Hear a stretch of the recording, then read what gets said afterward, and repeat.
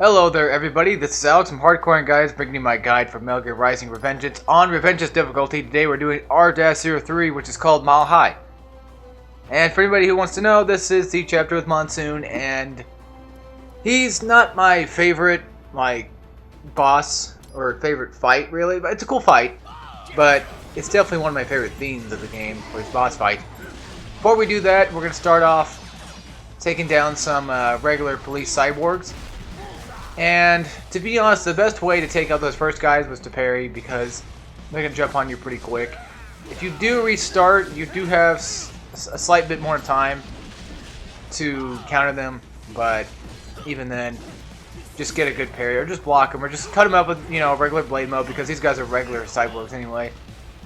And then, after you kill the first wave, or those first 3 or so, you're going to spawn, there's going to spawn in a rocket launcher and another single gunman, just an assault rifle. And then after that, it's going to be an elite cyborg. I forget what custom, that's what I think they're called. I think they're called custom cyborgs, if I'm correct. So I started looking at the names of all the enemies, so that way I can actually help you guys figure out what the hell I'm talking about. And once you take out this guy, okay, to be honest, when it comes to custom cyborgs, I like to use Ripper mode to take them out that way. If you use Ripper mode and use blade mode on them, you can keep wailing on them and take them out that way while in Ripper mode, but I don't do it because I just feel like it takes way too much time. In some cases it does, and of course they're the ones that you can parry them, but they're a lot harder to parry because they'll parry back. You can try to get a parry here with these cyborgs, but if not, just go in Ripper mode or blade mode, and, get your Ripper mode that way, get your Zendatsu and get your Ripper mode going. I got pretty lucky right there, it looked like, because I was starting to run out of fuel, and that would not have been good, because now we're going to fight 2 grads at the same time. And I did take damage, but I did get a really crappy rank for that, but that's okay. We're not here to get S ranks, not right now, maybe in the future. I might do an S rank guide, who knows. Probably not, because R-04 is a little bit of a turd to get that S rank for. I'm only missing 2 S ranks, I'm still having trouble doing it.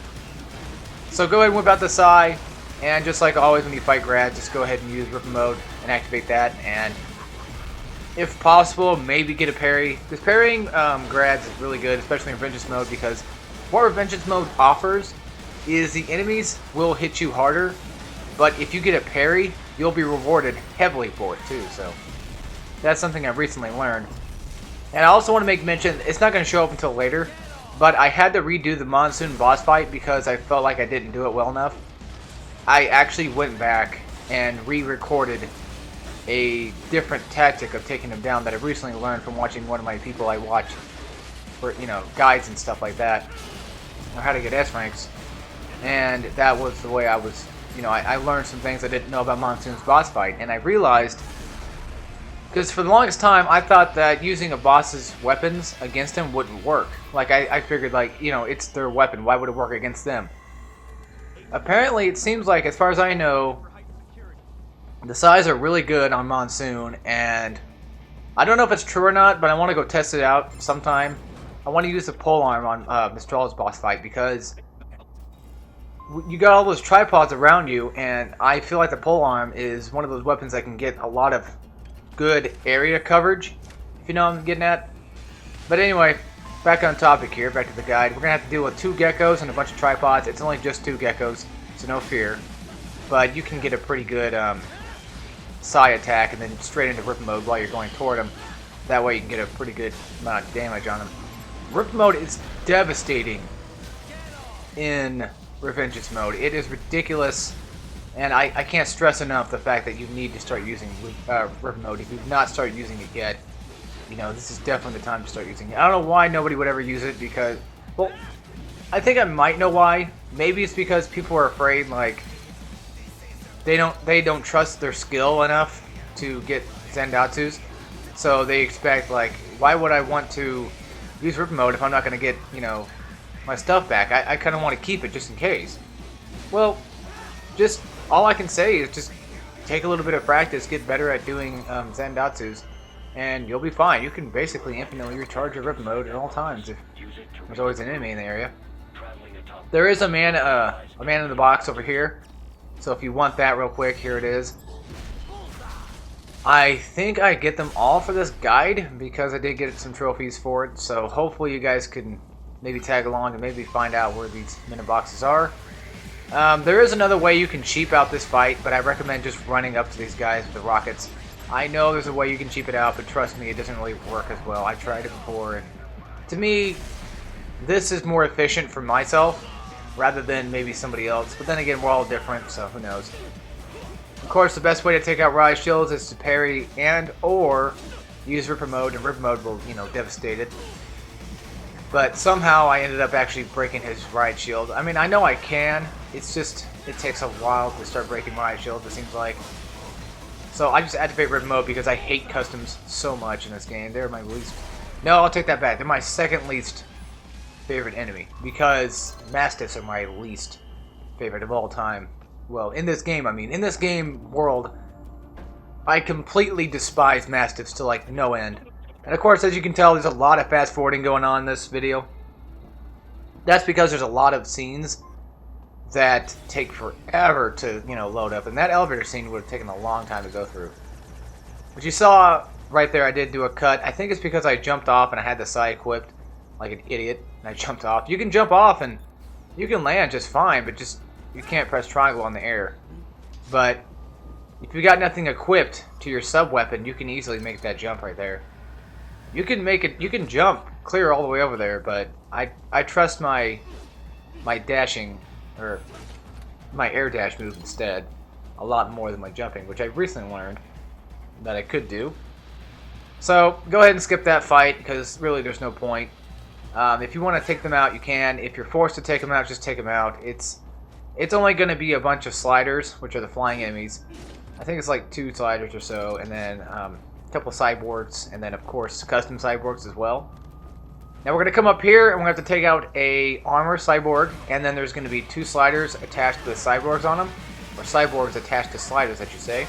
So go ahead and get your wailing on the armored cyborg first, because these guys will take a little bit of time to spawn in first of all.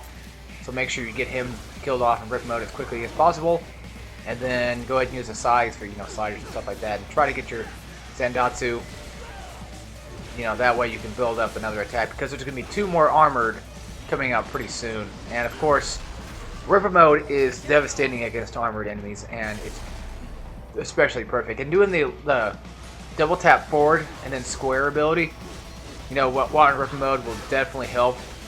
It's definitely advantageous, is what I'm trying to say. It helps a lot and gives you an advantage on these enemies because you knock them in the air and they can't really do anything while they're in the air.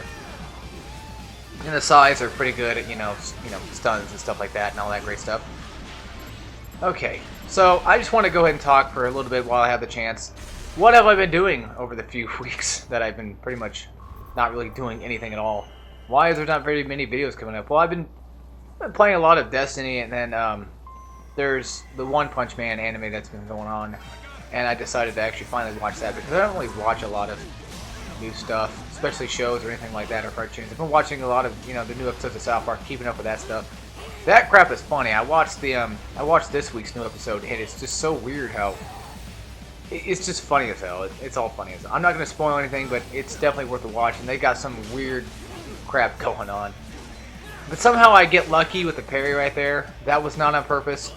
I accidentally somehow ended up parrying. I was trying to get a parry. Obviously, I want to get a parry. But I didn't mean to do it right at that instant. That was just pure luck. Luck of the moment. The Hammerhead happened to want to take me out. Those 2 custom cyborgs, just go ahead and go into Ripper mode and use Blade mode and just start wailing on them. Like I was saying earlier, that's just a little trick that you can do. And in that particular fight, because there's 2 of them, it will save you a lot of trouble. So go for the guy on the left first and then go for the guy on the right. But somehow I ended up getting caught right here and somehow ended up getting a stealth kill on him right again. Actually, what's funny is my brother was there. He was actually watching me do this. I brought him in for a little bit. Now, I had him over here for a little bit, showing him that, hey, look, watch me go through this, and so I can prove to you that I actually can do this game, Revengeance mode. And I'm actually pretty proud of him, actually, because recently, well, he did say that he was watching my guide for the first few chapters or so, but then after that, he started doing stuff on his own.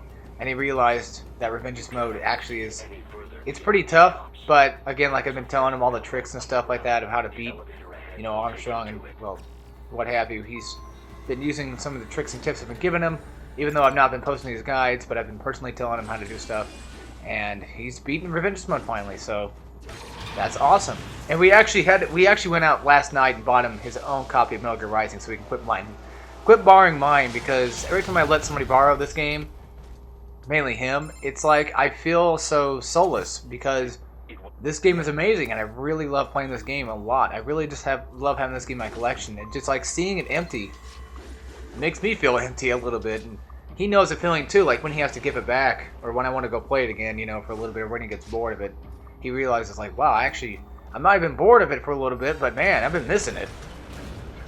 So this room's a pain in the ass. Just take out the Mastiffs. Yes, you can do stealth. I recommend doing stealth. You know, you're not, you know, well, quote unquote, well, actually, not really a quote.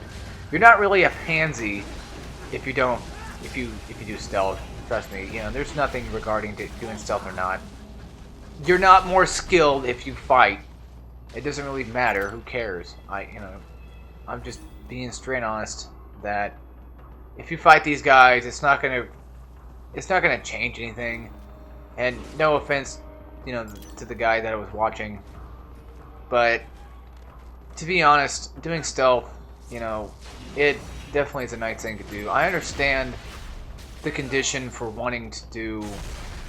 When I'm talking about the guide, I'm talking about S-rank guide, because I was trying to figure out how to, you know, I watched S-rank guides to know where all the optional fights are, because I like to do no damage, because no damage is the #1 way for me to do anything. In some instances, there's actually places where I have to take damage, and I have to watch an S-rank guide to figure out how to do that particular S-rank. But most of the time, I just do no damage. So, you know, when you go in here, the only ranked fight is at the end, so you can go through this, you know, stealth, and do whatever you want. I recommend going through it with stealth, but if you get caught, just take these guys out, because they're not really that big a problem. You only have to fight 1 to 2 Mastiffs at one time, so at least 1 to 2.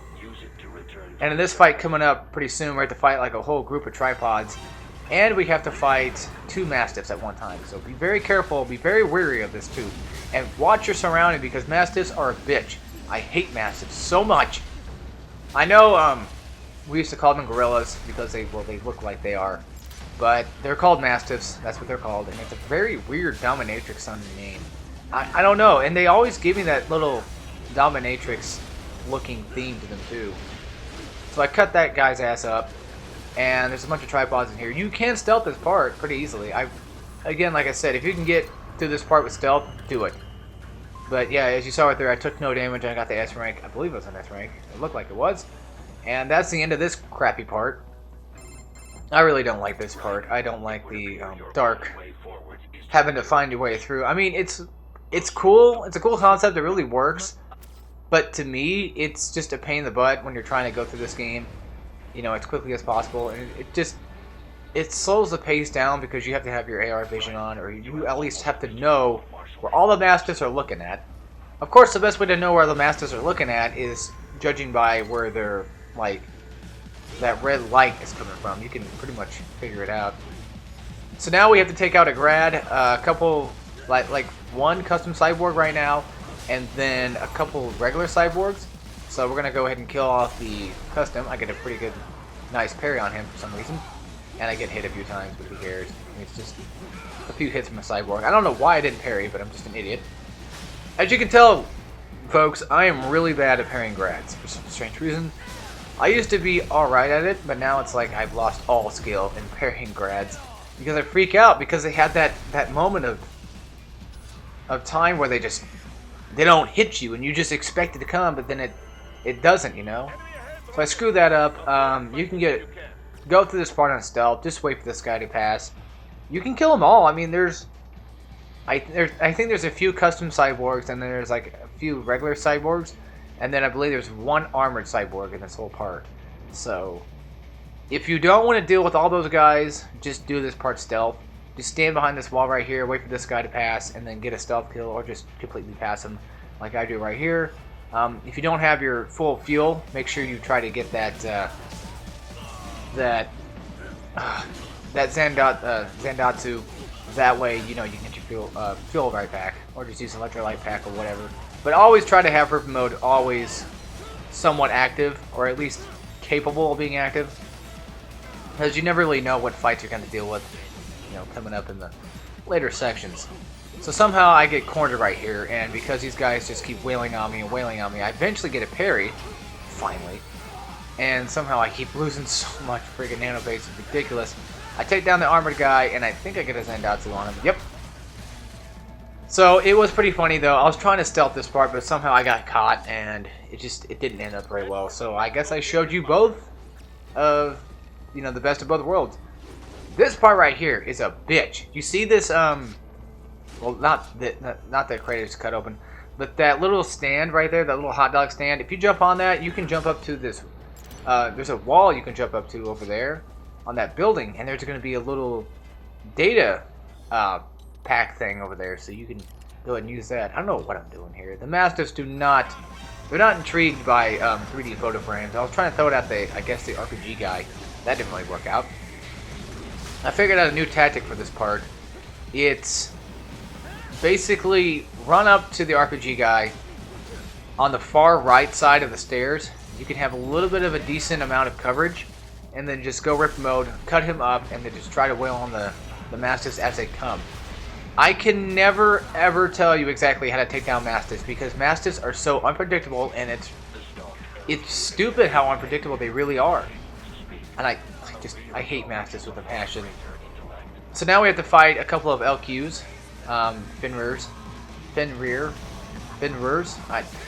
F-E-N-R-I-R, that's how they're spelled. You know, a quick, nice little Ripper launcher should be able to knock them out in one hit, or get them in a runnable state in one hit. So, you only have to take out, I think, two.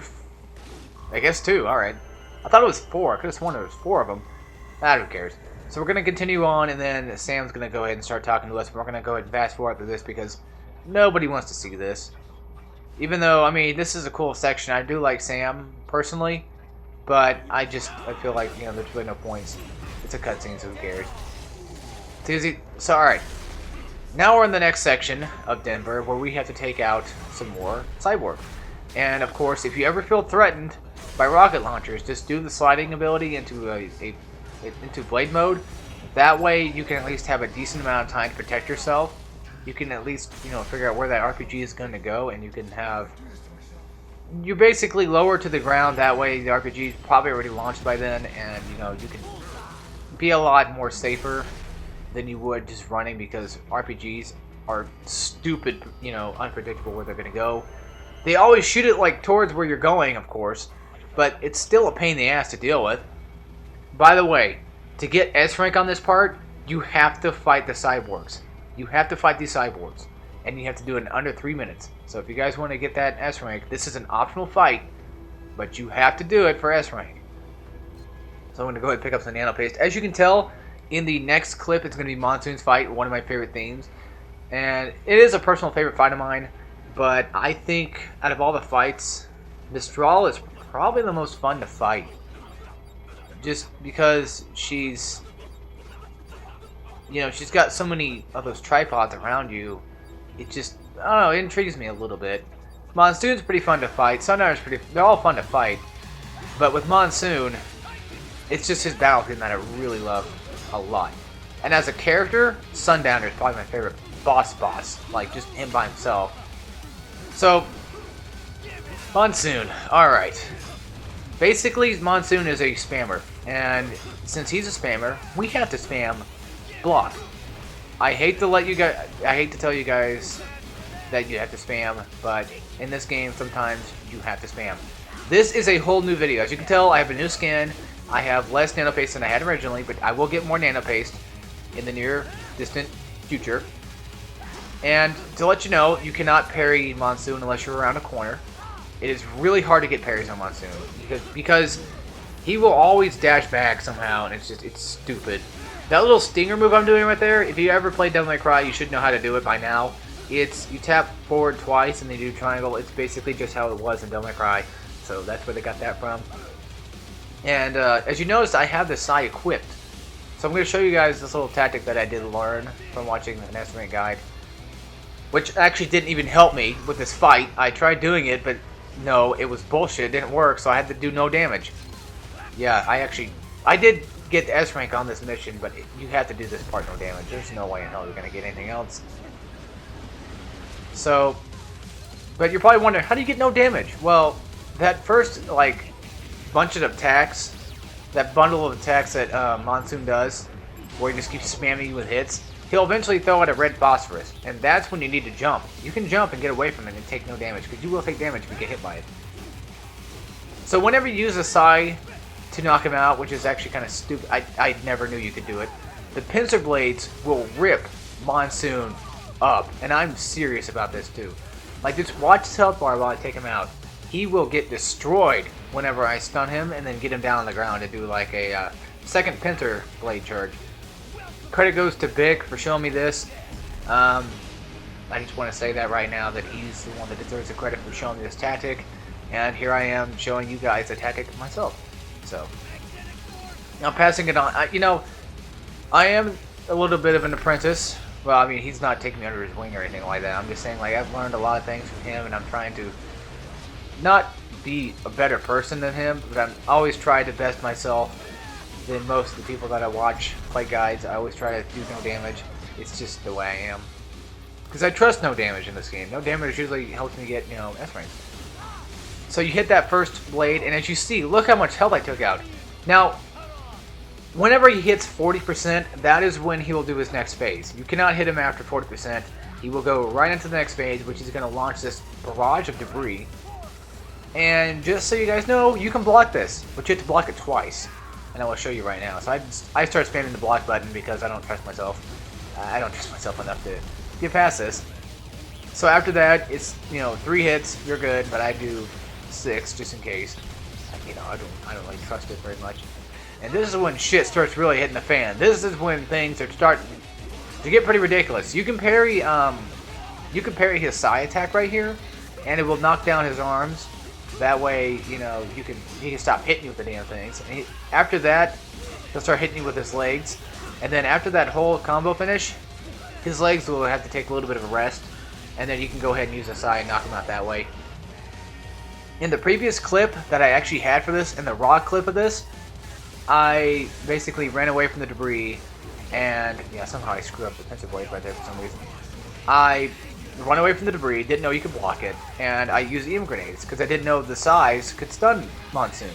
Which, to be honest, it makes sense because, well, they're Psys. That's their job. The Psy's job is to stun. So, I didn't think like maybe Monsoon's weapon, because he's made out of the same energy, would stun Monsoon. You know what I'm saying? And actually, credit goes to my brother for telling me that you can use EM grenades on Monsoon. He was the one that told me you could do it too. So credit goes to him. For telling me that. So, I just want to make mention, even though I give credit to a lot of people, most of this stuff, everybody's done. Everybody probably knows how to do most of this stuff, but I'm just here just in case you guys don't know. I just want to have a video that's entertaining to watch. Because most people who play, when I say most, I mean, I should say some. When some people play games like this, they don't do commentary, and it's not really that entertaining. But, I'm here to try to at least be somewhat entertaining, incorporate some entertainment. The next phase is 10%. So once you get him down to 10%, that is when his next phase will kick in. And we're going to go ahead and chop up some of this debris, because I really hate this part. Sometimes he slips past a vehicle in front of me like that. It slips past me. Sometimes I don't realize that there's one to my right or there's one to my left, because the way these vehicles go, you would think like the ones that start churning would be the ones that go soon, or go next, I mean, but it's not always the case with Monsoon. That's why this fight is, it's a cool fight. It really is a fun fight, and I really like doing it a lot. But in terms of like its bullcrap, I don't really care that much. But yeah, I got him down to 10% finally, but just so you guys know, 10% is the next phase. You can't have like 10.9%, it has to be actually legit 10%. And then after that, he's pretty much good to go. So we're going to go ahead and block off another little pack of debris. And I know this is completely off topic, but I love this skin. This is my favorite skin for Raiden. I just really like this skin a lot. And it suits him. No pun intended, but it really does. It really is a cool little suit. Alright, so that's the end of that, and all we have to do now is just wait for quick time event prices to come up, and then Monsoon is basically good as dead. Again, he may seem a little bit threatening at first, but if you try to get no damage on him, you will do it. Because no damage on Monsoon is actually not really that hard. The only hard part is waiting for that stupid red phosphorus. It's so RNG, but he'll only throw it out usually at the beginning. If you can keep getting that, getting a lot of damage off of him when you stun him and do pincers and stuff like that, he'll eventually stop doing smoke grenades. As you guys know, he went through like 1 or 2 at me, so sometimes I get like 29 hits. Well, I get 28, and then the last one counts as 29. I don't know what the other hits are. I usually get those, but oh well. I missed 3, but who cares? So I got, I think, a B on this. And then the result screen is going to show up, and it's going to be the result screen to the raw footage. The footage you guys have been watching the entire video. Not this footage right here, not this fight in particular. So, whatever I get is what I got. I got a B, and as always, I'll see you guys in R-04. So take care, everybody.